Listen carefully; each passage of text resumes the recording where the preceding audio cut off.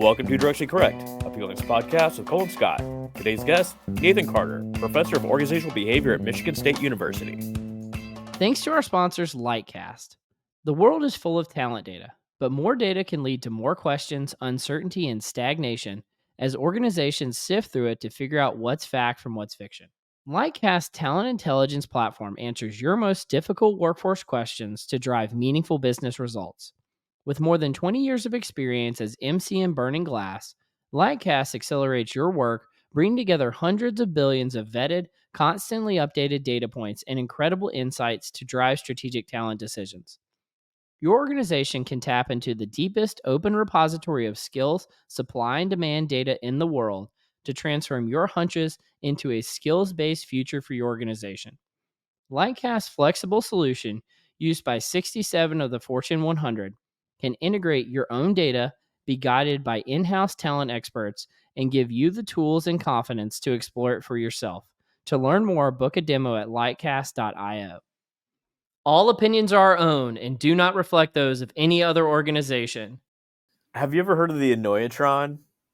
No, what is that? It's like I have never bought one, but it's like a $3 investment. You can get them on Amazon.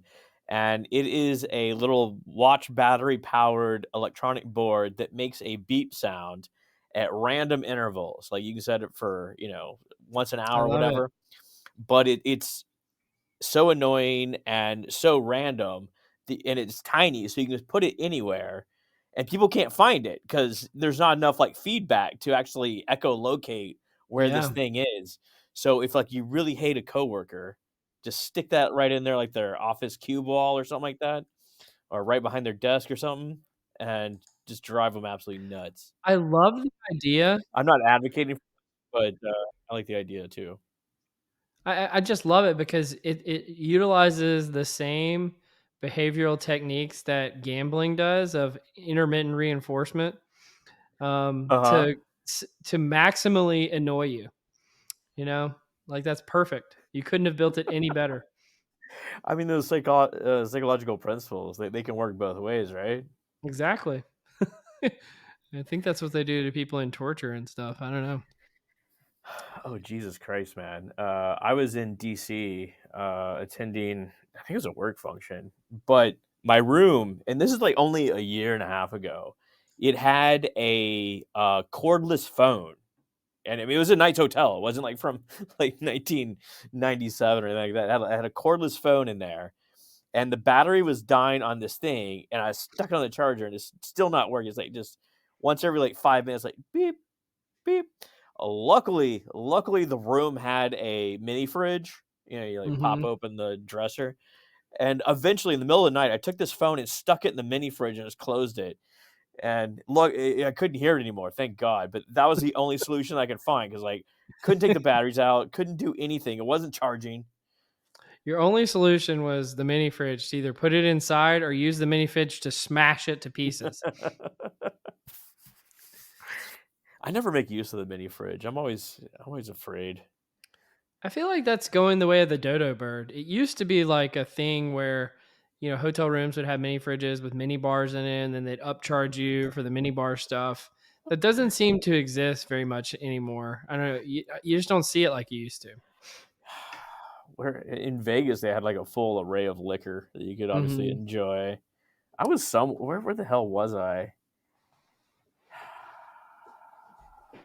I think it was in Austin. Like just more liquor than I've ever seen in my life in the room, and of course I'm sure it's just crazy prices.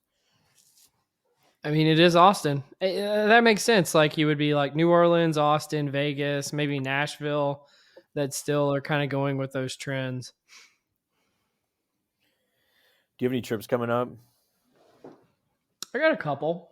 I'm kind of excited about. I'm co-chairing People Analytics World in London. Holy shit! Really? With David Green, and so that's coming up. That'll be exciting. That is super awesome, man. I didn't know that. Congratulations. And it'll be the first time I've left the country since before the pandemic too. So that'll be cool. That is cool. Have you ever been to London? I went in high school. Mm. Yeah. So I imagine it's changed a lot. my wife and I were actually talking about like what's cool that's new and what's cool that's like super old in London that you would want to see, you know? You got to visit Kind of like, well, I mean, like certain things. There's like kind of timeless Tower of London, That's what Buckingham I mean, like, Tower. the things Yeah, that are, like, ancient but awesome to see, and then, like, what's new school that would be cool to hit up as well. Because my understanding is the British aren't known for their food. Apologize, Brits who listen to the pod, but that's my most of the vacations I go on is to eat. you, So that's funny you say that because like I have no desire to. I mean, I understand people like want to go on this like culinary adventure, and that's not my mhm. orientation whatsoever. And the British are known for their food, just not in the way you want, right? Yeah. Yeah, I feel you on that. I guess their signature dish is Indian food, really. That's what I'm hearing nowadays, actually, yeah. I mean, the legacy of the British Empire. I think the prime minister is of Indian descent as well. I Is believe. it? Yeah, I think so.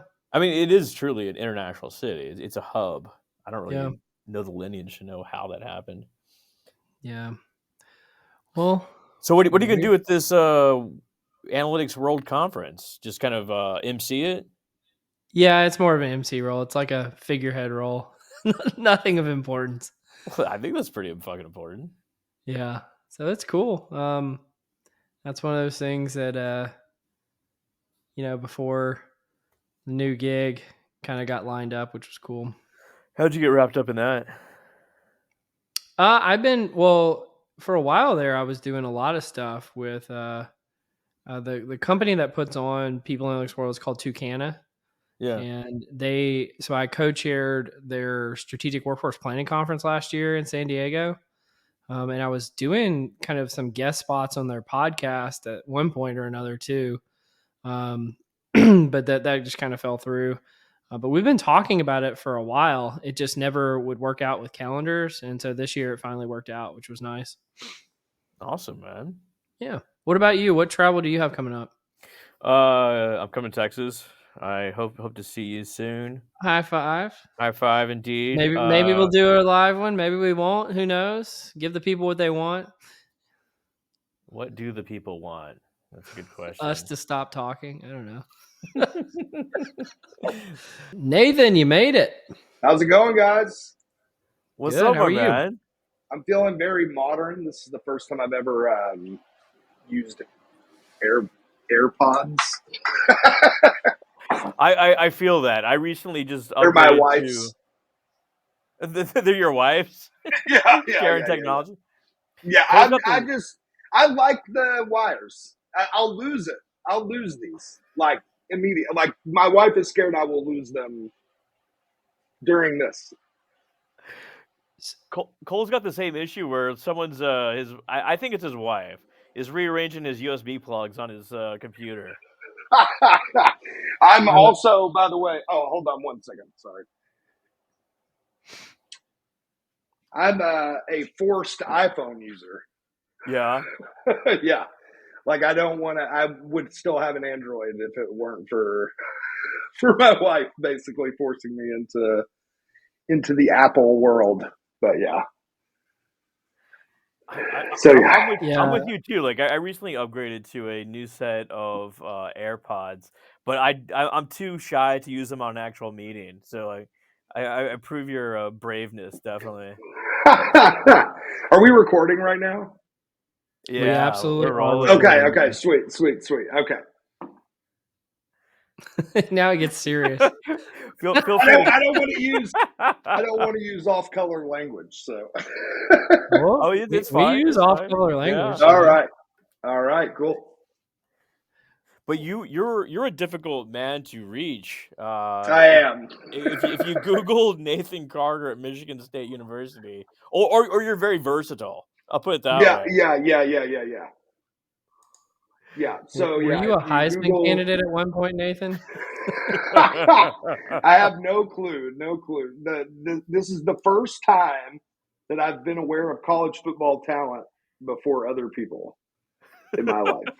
So, yeah, because it was that Nathan Carter, the running back. started here. And then one day I went to log into my travel expenses portal, and it said that I had been to South Bend, Indiana, and a lot of Big Ten places that I had not been. Happy And Valley. so, Yeah. yeah. And so anyway, but they wouldn't let me keep his travel budget. So, unfortunately, That's a sly way to do it, right? Just like, yeah, yeah, it wasn't this Nathan Carter. yeah. It's the running back, and they would just sign away on it. So yeah, I think that there's like a really famous economist named like Michael J. Jordan, which seems I equally think that's right. difficult. That's right. Well, luckily his middle name wasn't B. Michael B. Isn't there Jordan. an That would actor also. named Michael B. Jordan? Yeah. Yeah. Yeah. Yeah. But yeah. Well, I mean, two really like very common first name, very common last name. It's got to happen all the time.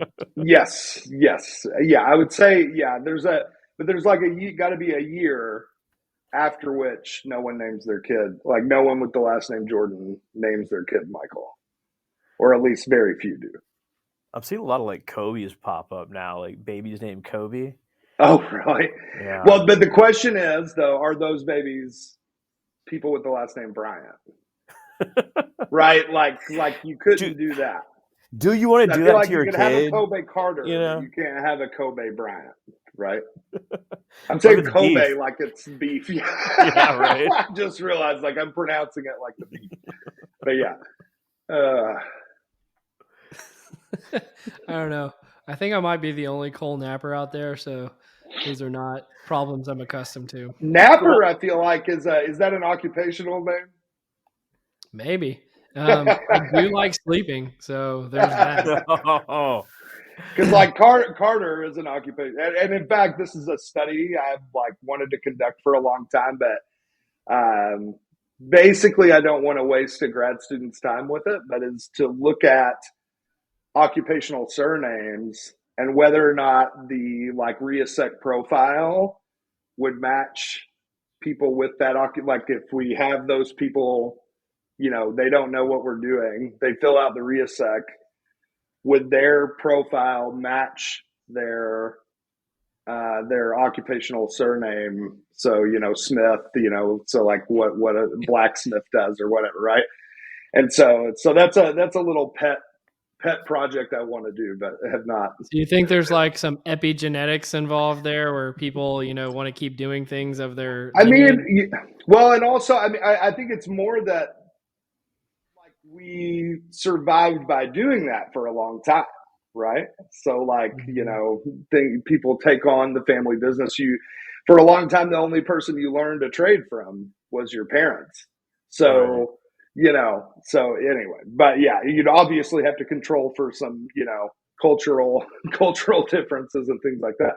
But occupational surnames are pretty common just about everywhere. But I love the idea of like going to ONET, identifying the different sort of KSAs available, and then trying to match into their current job. Yeah, right. Yeah. And more so, not even their current job, because they may hate their current job, right? And the question is, like, would a Carter be happier making wagons, right? Because that's what the people who were named Carter, the reason they got named that was because and then you could also like, because then there were like where you live type names, right? Like, so like my grandmother's maiden name was Barnhill, and that just means like they had a barn on a hill. It's at some point somebody had a barn on a hill, and so yeah, but but the occupational surnames for whatever reason fascinating. But I in like 80, 100 years. Okay, like right now, you could say like, oh, my great grandpappy, he was a sharecropper, right? Right, Like, oh right, wow, right, that's really right. awesome. In like 80 years, it's gonna be like, my great grandpappy, he was a social media influencer. It just like really doesn't hit the same, right? Yeah, exactly. Yeah, I can't remember if it's Nate Bargatze, but there's some stand-up comedian that has a bit that's like, Like it used to be that like you'd be like, here's the one picture of like my grandparents. And now you'd be like, and then in like 100 years, it's going to be like, do you want to see 4,000 pictures of my of my Oh, grandmother? absolutely. Like there's just it's a pretty ridiculous amount of photographs we have of ourselves. See, Scott, this is the type of heavy hitting research you get to do as a tenured professor. You know, That's right. Well, it's the type you want to do, but can't find time to do between all your administrative meetings. yeah, I was like, what do tenured professors do? Well, I mean, you on some level you become like support staff, right? So you're uh, you know, I'm on the advisory committee for the department chair. I'm on committees for the university, committees for the college. And then, I mean, the nice thing is you're not just like, so I would say, so I became a full professor. And so I got tenure in what, 2016 or 17. And then I got full when I moved here in 2020. And I would say you honestly just get to do less of what you want to do. And people tell you that as you're going through, right?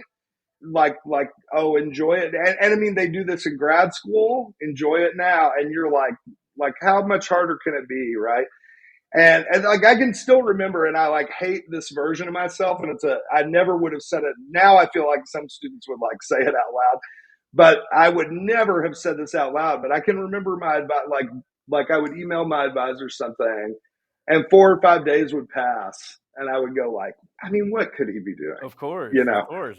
And now I know exactly what he was doing, and it sucks. And he would have rather been reading my paper, and that's kind of the place that I'm at now, where it's like you kind of get, yeah, you're this. Basically, everybody and also, I mean, part of it too is trying to take any type of administrative burden off of tenure track faculty, right? So people who aren't tenured now, right? So, the worst type of a full professor is the one who like isn't doing the committee work and stuff like that, because that means somewhere an assistant or associate is being asked to do it, right? And so every full professor that won't do that kind of stuff, it's displaced down, and ends up trickling down to the people who still are under time pressure. But It's like be careful what you wish for, right? Like yeah, everyone tells yeah. you to climb the ladder, get ahead, do more. I will say academics will tell you, like, take your time, don't worry about going to full, because with full, you're not on a clock, right? Yeah, You can go up whenever you want. You can stay associate as long as you want. And with associate, you do take on more kind of administrative, just being in endless meetings type stuff. But full, that's when they really lay the hammer that's where down. we Yeah. got this guy. Yeah, We and got him you under and our you thumb. don't have great excuses to say no, So yeah, You don't have plausible deniability. yeah, yeah. So I think it's kind of like I remember in grad school I read a book that was like How to Write a Lot, and one of the best pieces of advice in it was that when you have time set aside to write, to tell people it's a meeting, Yeah. because they won't respect that you need to write, even though it's like all your job is writing almost, right? And so I need to figure out whatever trick that is, whatever that translates to as full professor. I need to figure out that trick. What do I tell people to get out of some of this stuff? But yeah, because like I said, I would love to do that study for fun, but I don't know when I would do it. And like I said, I'm not gonna like have some aspiring academic or practitioner waste their time on a study about occupational surnames, right? what I'd like to study is like how the psyop network actually works, because how I became familiar with you Yeah. is in 2013 or 14. I went to a IPAC conference in Atlanta, and I Oh, met Rachel Williams Smith there, yeah, yeah, yeah, yeah. and He was we my became. first student, Oh, really? my first PhD student. Yep. So like we stayed friendly. We kept in contact. We see each Yeah, other at yeah, PSYOP every year and like catch up and this sort of thing. And we were here in actually PSYOP in Seattle, and she's like, "Well, you do a bunch of network analytics here. Talk to Megan Lowry." And I'm yeah, like, yeah, so yeah. we started Megan, yeah, chatting, and she's like, "Here, I did this really cool JAP paper on causal attitude networks with Nathan well, Carter." and I was like, she first authored a really great Journal of Vocational Behavior paper that was more her. The JP was kind of my thing, but the JVB was about the um, interplay between counterproductive behavior and organizational citizenship behavior. And that was like a directed networks type thing where, we're looking at kind of trying to figure out cause and effects type stuff. "Yeah, But the JP was a much bigger undertaking. And I think if you look at it, it's like, I'm trying to remember how many authors there are on it, like 10 maybe or something. And that's just like it's a reflection of how long it took. There's also, I think, somewhere there's a date that it was submitted, and then if you look at that and the date it was published, it was a oh." slog. It was, yeah, that was, There's so many places we could go there. Like one, the causal attitude yeah, networks is something that people aren't necessarily doing right now. We talk yeah, about it every so often on the pod. Is people are starting to creep into sort of the vernacular. I think you yeah, took yeah, it to the yeah, next level with like the small world analysis, et cetera. And there's a great like R tutorial in the back on how to actually perform this. yeah. But I what let's talk about, like, the JAP, like, how do you think that it's gonna be a good candidate? Do you know the, editors? Are you waiting for a call for papers? How does that come about? So I think some people take that approach. I mean, for me, it has always been just like, what do I want to study? Like, I mean, I don't think and I know people would go like, this. I wouldn't even necessarily say this is advice.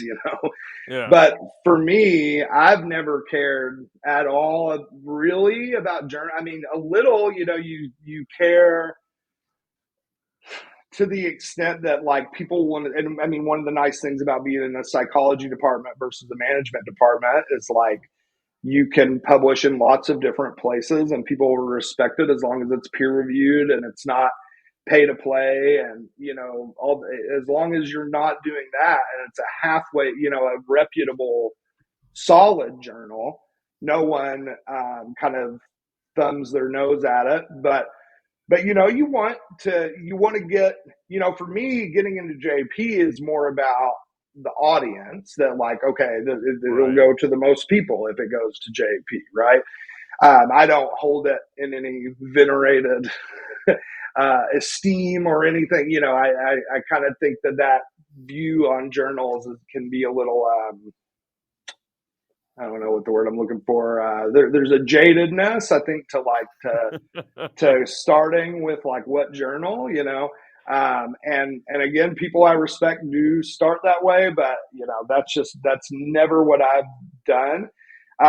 So when I started with this, it was inspired by the group of folks at the University of Amsterdam who really started this whole thing. And I mean, the Causal Attitude Network, I was, tried to be as clear as possible that like Jonas Delage was kind of the person who put that forth. And I think that Well, he, can you his, tell us yeah, yeah, can you yeah. tell us like what it is real quick, just for our Yeah, listeners? yeah. I mean, it's a very broad set of, and really all that it is, this kind of causal attitude network model, or and I think some of it's kind of like calling it a model is a little bit of a misnomer. Or calling it an approach is really what it is that social, like, or sorry, not social, but just network theory writ large is so well developed mathematically that you can make really specific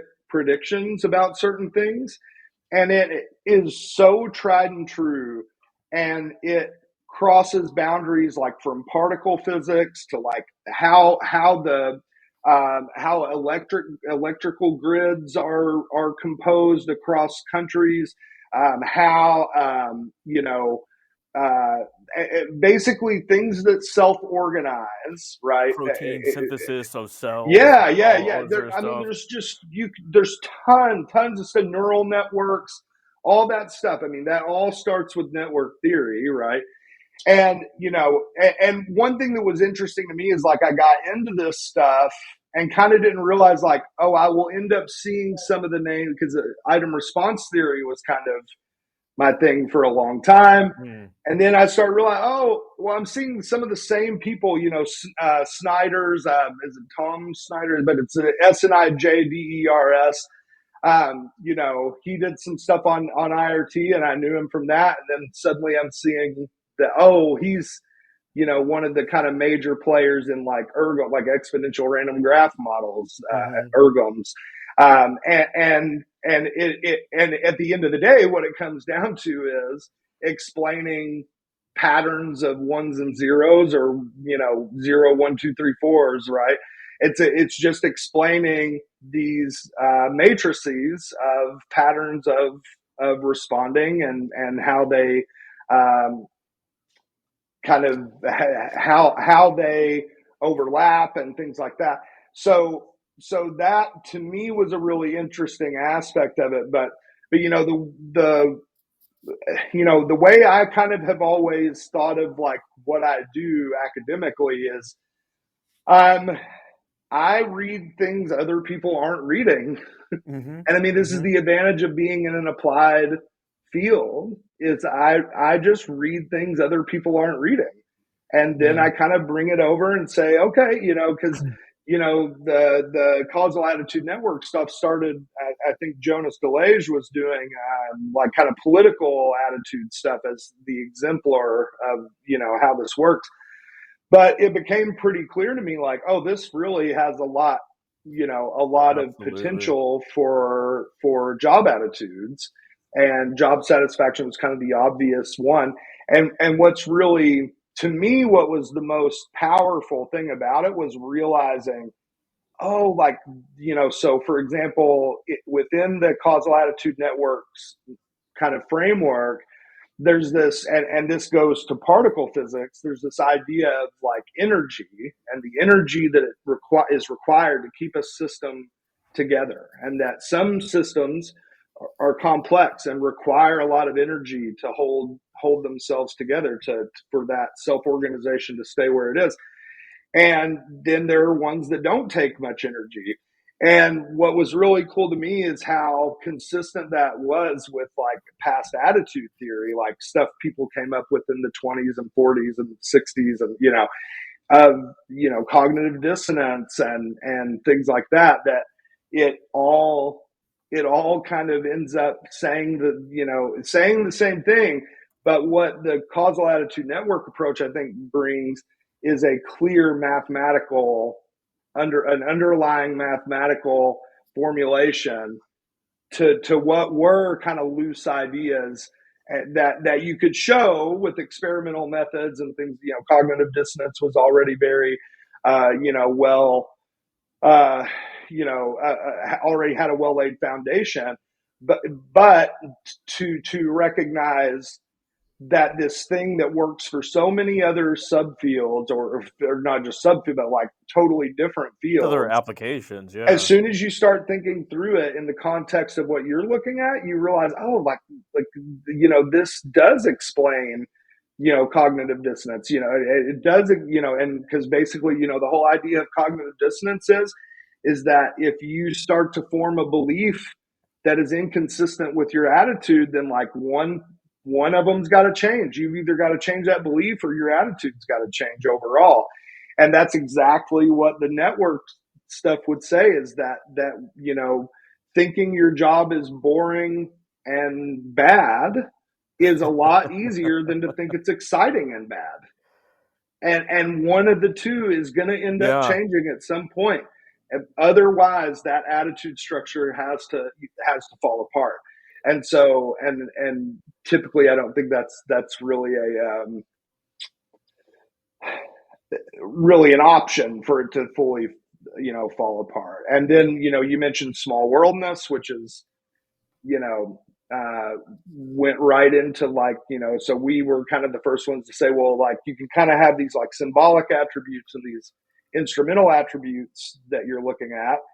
And that with symbolic attributes, you would see this small world structure, which means that you can change the network by affecting a single node. And so like, one part of that network, if you affect that part of the network, you can change the whole network. And That so spillover effect is so critical, right? oh That yeah, that that's the super takeaway yeah. Well, that and then to me, it's also a takeaway that like, if you want to change attitudes toward pay and promotion structures, then you have to change the attitude object. yeah, You can't affect a thought or a feeling and expect the attitude to change. The object has to change. And so to me that was a really like a big moment for me of like, and I want to be clear that like I don't even think of this, I don't think of this as like I had that idea. It was like the network, that framework that Delage had kind of forwarded, that we can use this to think about attitudes. It was like it illuminated as I kept digging deeper and deeper. It was like, oh, like, that explains why this works this way, and da da da da. So yeah, way but more than like just factor analysis, Yeah. right? yeah. And in fact, one of the things we show is that like a structural equation model that predicts turnover from overall job satisfaction scores. One of the things we showed, which I think was probably the coolest part of the paper, is because as the name would imply, there is kind of a indirect there's a capability in these type of models through kind of like so basically kind of through logic patterns that will allow you to kind of make causal inferences with correlational data. And so one of the things we were able to show is like if you take your cross-sectional attitude network and you find what the most central item is in an attitude network, so or thought, or of course we're casting it as thoughts and feelings, but at the end of the day it's an item, right?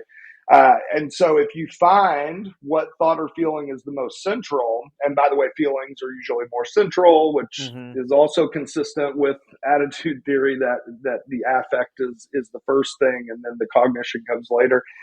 But Fascinating. the what we found was that when we would identify with our cross-sectional data, so in 2004, we use our cross-sectional data, say what's the most central item, and then we would look to see which item is capable of predicting change in all other items in a structural equation Yeah. model. It was all the most central items were the ones that predicted the change in the other items.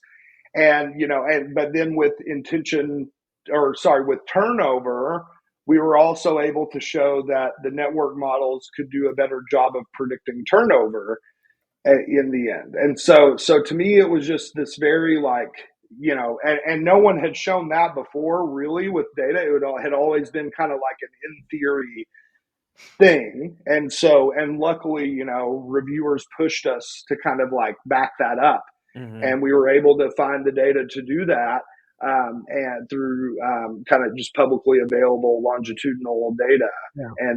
And to me that was fascinating. I love the concept of bringing causality into social science research. Yeah, And yeah, I love how one thing should be able to eventually impact a series of dominoes to make something else happen, even with our emotions. yeah, And I think that you've kind of crossed into new territory as a consequence. I do have something sort of random to bring up in relationship yeah. to them. Oh Have you no. guys seen this new Netflix documentary series called American Conspiracy: The Octopus Murders? Have either of you seen I have this? No. No. It Not no. it familiar. is so related to what you're talking about right now. in terms of the Okay. methodology. What just the version of this that's like really quick is this guy uncovers this corruption in Washington D.C. and he goes through and creates this causal network of how all these different things are linked to historical things that are also linked to make this huge conspiracy about a global cabal who's like running things behind the scenes in the world. And he has literally has like this map drawn that's called an octopus map of all of the interconnections and how they made these things happen to get to this final state. It's fascinating, and it's almost exactly what you're talking about, but it's about Yeah. murder. No, that's awesome. And I mean, in fact, one of the, if you get into social network analysis, one of the biggest example data sets that people use is the Medici network in Italy. And, I mean, these are the people, they invented banking, right? So it's like, talk about a family that ended up having control in a way that, like, if you weren't a royal, people just did not have it. And so I think, yeah, no, I think that's a perfect example of like how applicable network models are to so many different facets of life, at the social level, at the person level, at the particle level, at and even more macro levels. I think I'm not a strategy person. I've never been that interested in that, but I'm sure these models have a ton that it could tell about, like how certain companies interact with other companies, and yeah, and probably also just things like mergers and acquisitions, being able to predict a merger. I would be, and there's probably your papers out there maybe Oh already yeah. showing that. So Yeah, yeah. Matthew Jackson has a lot of research on this, and like one of the Okay. biggest factors in reducing war is increasing trade between countries. Oh And yeah, to yeah, create yeah, this network across different across the globe, really. But yeah. Nathan, you want to move on to the confusion matrix? I'm down. The confusion matrix. Let's do a little super random. I mean, just because Cole brought up this TV show, what is your favorite guilty pleasure TV show or movie? Okay, yeah, it's always sunny in Philadelphia. I've I've Nice, fallen I nice have choice. fallen asleep to that show every day of my life since like 2006. Like I have terrible sleep problems, and so I have to listen to something to go to sleep. My wife always jokes that, like, for me to go to sleep, I have to listen to people yelling at each other because it's always either been It's Always Sunny or Seinfeld. And so, but no, yeah, It's Always Sunny is definitely my, like, by far, like, if you want a quote from a specific episode, I can usually pull it. But Uh, your issue resonates so hard with me because I have to sleep with an earbud in, and I sleep to Ancient Aliens. It's just something. Really? I It's can see something that. calm. I can see that. No, It's yeah, calming and soothing, and yeah. like it's a little It has talking. You don't have to pay that attention. that Yeah. ominous kind of, yeah. No, I can see that completely. Yeah, and so yeah, I think the other thing that I listen to is like World War II documentaries and stuff like. Oh, That's that's the good other thing I sleeping. That's good fall asleep sleeping. to. But yeah, it does for whatever reason. There's something about it that is like, I don't know what it is. If it's the guaranteed overstimulation, I don't know what it is. I don't know what it is. What do you got, Cole? I don't listen to anything when I go to sleep. Good for But you. Yeah, I am a better big, or better at least I health. was at one point a big It's Always Sunny fan. So we Yeah, could get you some yeah. rum ham if you want it. Oh, dude, yes, rum hand. Yeah, and in my group of friends, like I'm definitely the Frank, like, for sure. Like, that's the joke, is like, if everything were to fall apart, I would just become Frank potentially. But Wild card, but baby. yeah, yeah, exactly. Yeah. The What water is the most slide. memorable concert Uh, you've ever attended? Oof. Most memorable, it would be the Flaming Lips opening for Beck. Oh And wow, it was when that'd Beck be a Beck show. had just started. I think Sea Change was the album that had just come out. So it was a sea change for him, because it was like to acoustic kind of. and he had done acoustic stuff before, but this was like more melodic and pretty songs, like kind of. And but I was definitely going for the Flaming Lips. I was a huge Flaming Lips fan. Yeah, starting with like the '90s, like the "She Don't Use Jelly" and stuff like Yeah. that. But then, but so I went to see the Flaming Lips, and they were unreal. It was a small theater in Cincinnati. And then, but then Beck came out and did his set solo acoustic, and then the Flaming Lips came back out as his backing band, which we did not know that that's how it would go.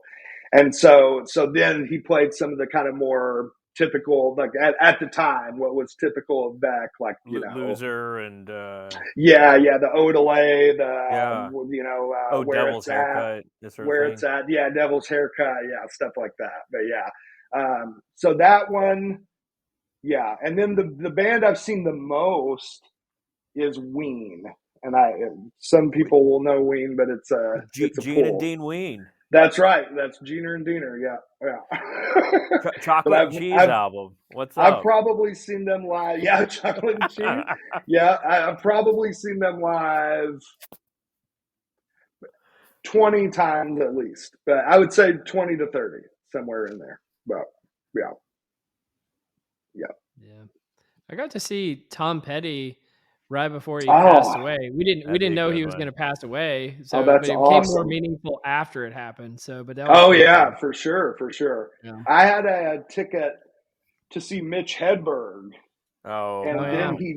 then he died Oh wow. before the show. So it was like, and there is a part of you that feels awful for calling Ticketmaster and being like, I need a refund. You know what I mean? My The guy, artist died on me. the guy died, and it wasn't back then. It was like there was no like automated, there wasn't like an Yeah. automated refund. There was no button anybody could push to refund everyone at the Mitch Hedberg. So it was literally like everyone had to call and request the refund, and obviously we're giving it, but it does feel weird doing it with an artist that's just passed. But yeah, but I do wish I could have seen Mitch Hedberg. But I saw Nirvana, but I also saw Beck really, right when the Loser came out and is yeah, at Deep Ellum Live, or is the Bomb Factory now. But he's like 5'4". He's tiny, yes, tiny, yes, tiny yeah. person. He's Prince. He's the same size as Prince, basically. Yeah. Oh my God, Prince 2000. is a unit of measurement for sure. Yeah. Yes, for sure. On many levels, on many dimensions, he's a unit of measurement. Yeah. I'm like 1.3 Princes tall. I love that. But yeah, well, and Prince, kind of dissed What's your body mass? Are you at like some award ceremony. But yeah, 1.7 Prince I mass think unit? I'm probably body mass. I'm like 2.5 Princes. Yeah. I'm pretty sure. Yeah. We're gonna get This, into uncomfortable Prince territory here in a second. yeah. We start the sizes. The heels that Prince wore would not support my body mass. If you want good watching, like try and find the 2007 Super Bowl halftime show. It's probably the best Oh, dude, one. yeah. No, I remember I Unreal. watched it live. But the thing I've gotten multiple converts to Prince on is he had a DVD that I used to have. I don't think I have it anymore. I don't even know if you can get it anymore. But it was Live at the Aladdin, and it was probably like 2003 or 4. And man, but I can't tell you how many people who thought they didn't like Prince that I Yeah. was able to Yeah. convert That just dude, showing them that DVD. Yeah. I don't think people realize just how good of a guitar player he is. When I was a little kid, I thought he pretended to play guitar. Yeah. Like you know what I mean? Like it was Absolutely. not. And then when I was in middle school or early high school, I was subscribed. I played guitar since I was young, and I subscribed to Guitar Player magazine, and they had a whole thing about him, and I was like, "What?" Like I thought he pretended, you know what I mean? And that he just had really good studio. It turns out all the really good studio musicians he had were mostly him, because the albums where there's no band name on it, if it's just Prince, He played He did everything. everything. Yeah, drums, bass, guitar, even all the synth stuff. He's Hey, unreal. we'll do one more. Yeah, Do you have strong feelings about placemats on the table? no. Other than no one should have strong feelings about placemats on the table. I would say that is Oh, the you're strong feeling triggering I would me. have I about. do. I I'm not do. a I grew up in I'm a not lot an of. orderly person. I'm not You are not orderly. an orderly person. Uh-uh. Uh-uh. No. I'm chaos. Yeah. I thrive in chaos. Yeah. So, Do you have placemats, Cole? The on nice occasions, but I'm really intrigued by your strong feelings about it. I want to know more. I think it's because I grew up with my mother. Like, if she saw a flat table with nothing on it, like that was not good. So, Right. you got to put magazines down or this sort of thing. And I eventually became triggered. Like, why the fuck do we got a placemat? I know where to sit. I know where it is. And Oh, so now, like, you are anti placemat. I am so anti. I want to take it. Okay. Like, I will accept a charger dish. I will. A charger dish. Like you put your plate on there. I will accept that. But the Okay. placemat, like, I just throw it in the fucking trash. Like, no, no placemats. They are irritating, but yeah. I'm gonna convert people. We don't need these sort of Yeah. things. All right, let's do some nerdery, Nathan. You ready? All right, yeah. The nerdery. All right. Do We're gonna some start. nerdery. How about the cost of knowledge, Cole? Does that sound good? Sounds great. Okay, this article examines the high price of academic journals' access to published research, Mhm. specifically in the world of physics, economics, and electrical engineering. And it examines variability in journal prices and how it relates to citations and collaborations. Specifically, they have a database of articles from 2009 to 2018, and they analyzed effects of these prices on citation volume. And overall, the findings suggest that high prices significantly reduce article citations and collaboration efforts, so co-publishing. The impacts are most pronounced at low-tier institutions, and open access significantly boosts citation counts, and improved accessibility enhances knowledge dissemination.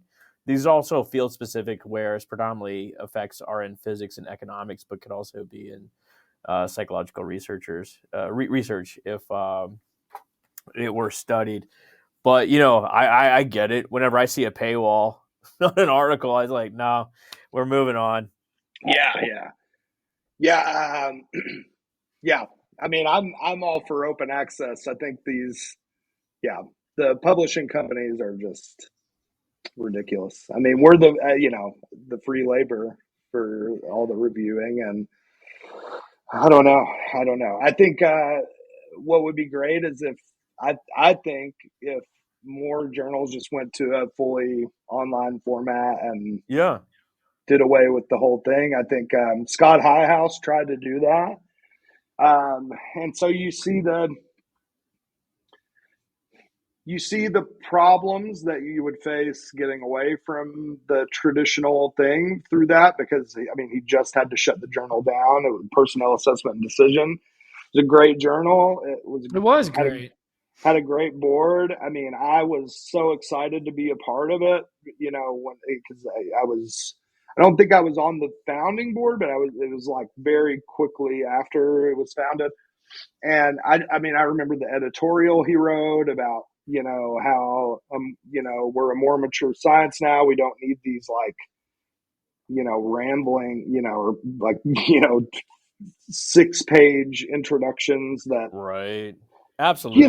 start with literally like job satisfaction is a blah blah blah blah blah, blah define it, and then why is it important, and and that we could probably you know the more mature a science become, the more it needs to do away with that, which I think is funny because it is like the more mature we become, the longer they get, and Yeah, absolutely. Yeah. and you go back and read those articles from like the 70s, and one of the things I really like about reading older articles is and this is something I kind of wonder if we'll have to return to a little, and we're working on a paper now where we're facing this issue a little, which is that, now we're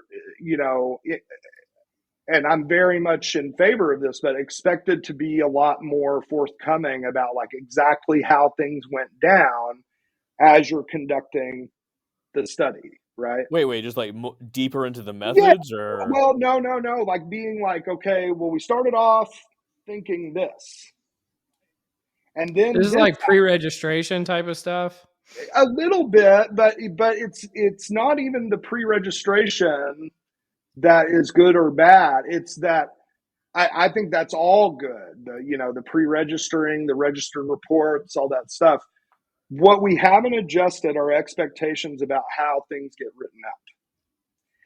And so we have a paper right now where it's literally like we wanted, what are the dimensions of openness, right? mm-hmm. What's the hierarchical structure of openness? Okay, so we start off wondering that. And then we start to investigate that and we realize a more interesting issue.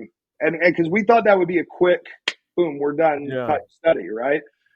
And we had the analytic approach ready to go. We knew we had like a blueprint of other studies that have done it. And then what we realize is like, oh, okay, well, there's this one factor that is so narrow and da da da. And what we start to realize is that it's all items that are like, I'm smart. I mean, basically, it's just self-assessed intelligence type item. I'm a quick thinker. I know a lot of big words. Those yeah. types of things where you're like, it's just essentially bragging about how smart you are. And so what? But then, so then the question became, well, what if we take those words out, right? And so now the way that 10 years ago I would have done this is I would have just said, well, I mean, it doesn't really matter what order all this happened in, right? We'll just say we're starting off with looking at structure and wondering Yeah. whether or not these items belong, right? But now, we're not, and I think it's better that we not do that, to rearrange it so that the story flows nicely. But we're very concerned about like turning a paper in to a set of AEs and reviewers that expect papers to have this narrative literary flow that and those old articles from like the 20s, 30s, 40s, 50s, they don't have that narrative flow. I mean, they will say, and then we thought this, and then I thought, well, what about blah blah blah blah, and then I talked to this person and they said that and it's literally just so much more conversational, and there is not the citing to get away to citing Cartels. as the reason for what. No, not even that. I mean, I don't care about the like citing. I did this Oh, and someone else had done it with no, before. just like, yeah, just no Yeah, rationale, and because that was something, as a grad student, that was beat out of me very quickly, is like, yeah. never just say you did it because somebody else did it. That's a cardinal sin. And so I do think that we've got to reevaluate that. But I do love the old articles. I feel like we could learn a lot from, because there's a lot of clarity of exposition, and it gave more freedom for an author to just tell you what actually happened. And now it's like there's this whole formula, especially if you go to a business school. They're going to Tell give me, you tell a me what you formula. think about this idea, Nathan, because I think I Yeah, yeah, yeah, join you in this. It yeah. is, what if we just had the old articles, like the old style, and just Mm-hmm. increase the sample sizes? Because if you look at them, the That's biggest yes. criticism of the old ones is they're just really, really small sample sizes. And then I think you fix a lot of stuff. I think you would have to still be more. I mean, like for example, like I don't think we can go back to like articles that have 3 references, right? Yeah, Because sure. those folks were dealing with nothing. There was nothing to stand on. So I think other than that, though, I agree with you completely. Like that type of, and because here's the thing, what are They're people actually gravitating? readable. Yeah. Like they're really readable. Yes, and that's what I was going to say is, what are people gravitating toward now? they're gravitating toward people's blogs and stuff. They're gravitating away from journals and toward blogs. And I think especially if academics and IO want to stay relevant for practitioners, then that is the way to do it, is like, it's freely available. You don't have to adhere to this, like, and I would love to know, and I guess it just was a slow process of just like, where did it come from? This, Well, the Well, the what publisher I problem view cost. as an, with what the I view as cost an of knowledge, awful formulaic way of writing. the I problem think with the it's cost of awful. knowledge that Scott brought up that article is the most important research is the most expensive to access. Mm-hmm. And so why Yes. do Yeah. people go to blogs is because I can hear from the same researcher who's doing the most important research, but I Yeah. don't have to pay and it's readable. So it's like Yes. a double whammy of like Yes. I can actually access it in two Yeah. ways. I can access it monetarily and in prose. Yeah. Well, and I think, Paul Spector wrote I was a going to bring blog that up post. earlier about how Oh, they were should you? reform the Okay. journals. The Yeah. one about reviewers and the kind of crisis of reviewers. Yep. And one of the big things people were bringing up is like, kind of like, why are we going through 3-4 rounds of revisions and da da da. And Absolutely. I do think after that first round, right? Now there are exceptions, right? Like, and in fact, the JP we were to the Causal Attitude Network paper is an exception to this, where even on the second and third round, we're getting really meaningful, substantive comments that changed the paper and made it better. That made us go collect more data, made us, you know, really dig in on things we hadn't dug in on enough. I think that you that but I think that that's the exception, and that typically one round is enough. Especially when the article isn't doing something huge and it's clearly an incremental contribution, which is great. Most of science is incremental contribution, right? And I mean, even Einstein, the reason he won the Nobel Prize was not for theory of general relativity. It was a more incremental contribution he made to kind of what ended up being like quantum mechanics, right? And so it's like, I do think that what ends up happening, the things for the most part in the second and third round that end up happening, is them making your writing more formalized and Mhm. less readable, is actually what's ending up happening. So I would love to see a return to where you could talk in the first person, even, you know what I mean? You Yeah. can say, we did this, and and then, like, Carter, or whichever author thought about this, and then we, da, da, da, da, and but we really have had, a paper that should have been easy to write became very difficult to write, just because we were trying to really do the right thing and say, here's exactly how this went down, and not some semi fit, because in the end, I don't think it would have mattered that much in terms of just like the way we're, you know what I mean, it's telling the story, right? Which I We're think is like a phrase we need to knock out of. we're going to need to speed up the Yeah. publishing process, especially as Yeah. technology becomes more and more rapidly available. Yes. I get it. We need peer review, Yeah. but I mean, what these articles come open after like what 10 years Yeah. online. I mean, that's Yeah. way too late. Way too late. It's way too late. Yeah. A month is too late. And in Exactly. fact, one thing someone brought up on there was like, by the time you get through the review process, what you've done, especially in the AI and machine learning type Oh, space, irrelevant. it's already done. Everybody in AI and machine learning has moved on twice since you've submitted that article. So yeah, but yeah. But I think, like a Yeah. lot of things, I don't think that this is unique to academia. I think it's, everything changes at such a rapid pace, and we're not used to that as humans. I mean, and even one time I was talking to, my advisor, Mike Zicker, and I was kind of saying, like, I'm just like done learning new programming languages. Like, I'm just not doing it. Yeah. And he was like, you sound like me after, 20 years or what, And I was like, it is. Do you know what? Like, the time scale was different, but the amount of change that happened from 2011 to 2020 is a lot bigger. Oh, I got you. Yeah. okay, Yeah, sorry, yeah, yeah. yeah, but is a lot bigger than the time than what happened from 1998 to 2008, right? It it just keeps getting faster and faster, and yeah, keeping up is hard. It's hard. Well, Scott, do you want to do one more or you want to wrap up? Let's do one more. We got one more, anyways. All What do you want to right.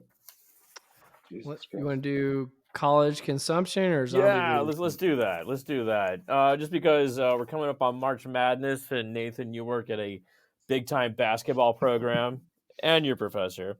This article examines the impact of college basketball consumption on student academic performance and future donor behavior. Not exactly sure where they focused in on that, but specifically attendance to big time events. So they have. Are they in a business school? I don't know. Let's see. What does it Looks like say? Department of Economics. So Economics. It's yes, it's so definitely an economics reason. donors matter a lot. Yeah, yeah. So they have data from a large public university with a highly ranked men's basketball team where season tickets are allotted via a lottery system, so they're high demand. On the overall findings are attending games slightly reduces academic performance, but with the most significant impact on low achieving students and in-state students. This effect is during the season and when the team plays in the postseason tournament. No significant impact on donor behavior, but they say that such events can impact higher education achievement with no impact on actually boosting giving gains. Um,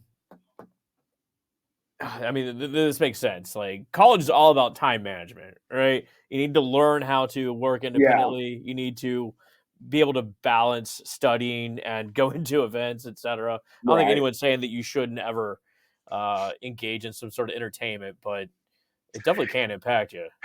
The assumption though is that you take the do you like if you take the college sport away, that it goes to academic endeavors, right? Yeah. Exactly, exactly. So I think people would just play more video games or whatever it is, I mean, how many people is college sports just an excuse to binge drink uh, and lightly riot? Oh yeah, I mean, like, well, you got to So like pregame for the game, right? You got to do yeah, your yeah, drinking. You got to go to the game. You got yeah. to do the post game. Got to go to the bar afterwards.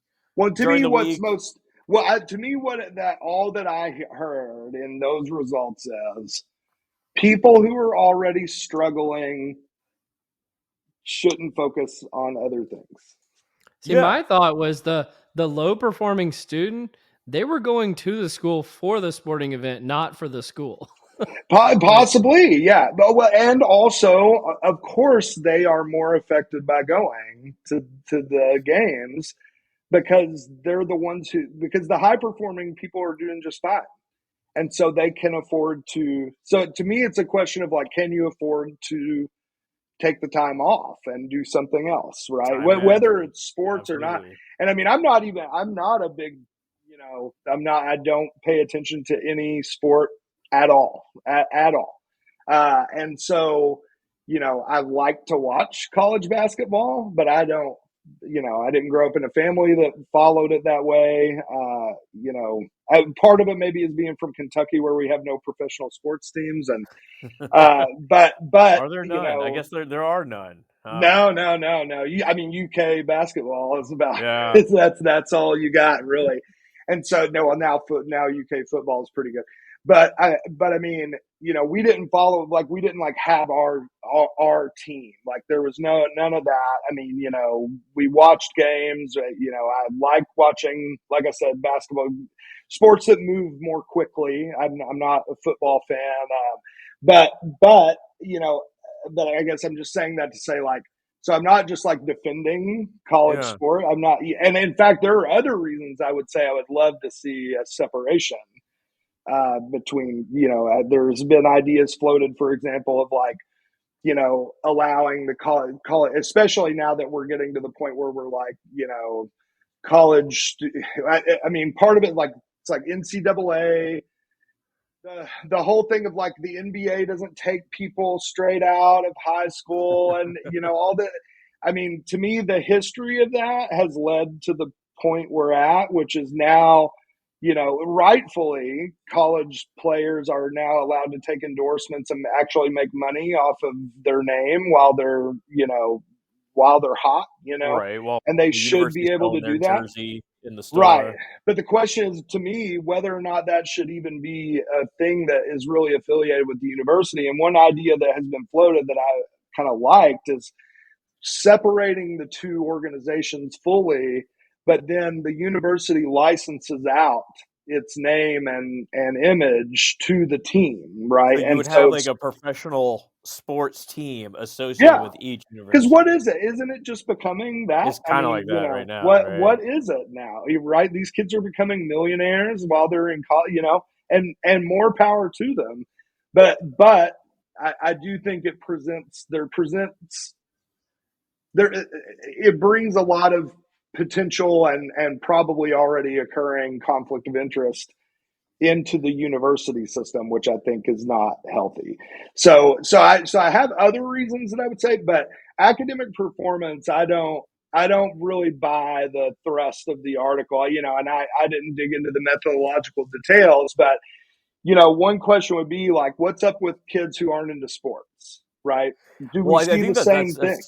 yeah, Yeah, where it said it's low achieving folks as well as in-state students, like right. that Cole mentioned, as far as like attending the But by school. the way, isn't that just like also probably lower, like, what I mean, for They're real? probably, Like, yeah, as you opposed to know, like say exchange student, foreign right. students Well, and that people would have come no interest. from out of state on and have like a scholarship to a, because the thing is, right, is like, I was an in-state college student. There's no shade being thrown here, but if you go in state, it's usually cost is the reason. And Yes, that absolutely. usually means that you didn't get some awesome scholarship to a better school out of state, right?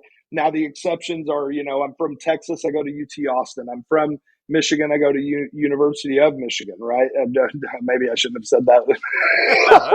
but, It's like, what are you doing, man? You Michigan trying State. to dig your own grave? I think we all know. I think we all know. I think look at the endowments, and I think we're good. But for real, people don't come to Michigan from out of state to go anywhere but the biggest school in Michigan. People don't Absolutely. go to Texas to go to college except to go to UT Austin. It's like they're sort of saying the same thing two different ways. Like, students who aren't necessarily, Right. I'm not saying they're bad students, but just that they're not like the best students that are going to be at the school. But yeah. Cole's got mad basketball skills. I think he has 4 years of eligibility, so I'm looking forward to Nice. him joining the team. That's not true in any way. But Nathan, it's been fantastic having you on the pod. Awesome. Thanks so much for sharing some of your knowledge and wisdom. Before we give you the final word, Scott, any parting words for Nathan? Nathan, man, thanks so much for coming on. How can folks reach out to you should they want to? Email ntcarter@msu.edu. That's about it. Just don't Google him.